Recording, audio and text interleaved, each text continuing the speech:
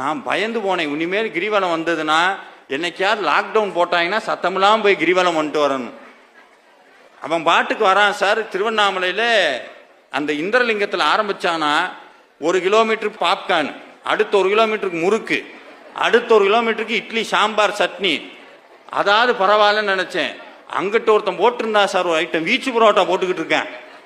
இங்கிட்டு குருமா, அங்கிட்டு வீச்சு புரோட்டா, காளான், சில்லி, சுற்றி 14 கிலோமீட்டர் வரும்போது இவன் பிரசவம் ஆகிற அளவுக்கு வந்துடுறேன். சுற்றி முடிச்சு வந்தோடனே எங்கே போனீங்க? கிரிவலம் போனோம். அண்ணாமலையாட்ட மட்டும் பெரம்பு இருந்தது, தூக்கி போட்டு மிதிச்சே போடுவார். அப்படியெல்லாம் போகக்கூடாது. அண்ணாமலைக்கு போகும்போது எப்படின்னா, அண்ணாமலைக்கு போகும்போது சாமி சொல்லுவார், வாரியார் சாமி சொல்லுவார், நடக்க நடக்க ஒவ்வொன்றா மறந்து போகணுமா.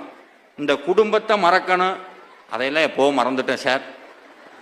குடும்பத்தை மறக்கணும், கவலைகளை மறக்கணும், நான் படித்த படிப்பை மறக்கணும், என்கிட்ட இருக்க பணம் மறக்கணும். ஒரு கட்டத்தில் போய் இந்த உயிருக்குள்ள உடம்பு உயிர் உள்ள இருக்க இந்த உயிரையே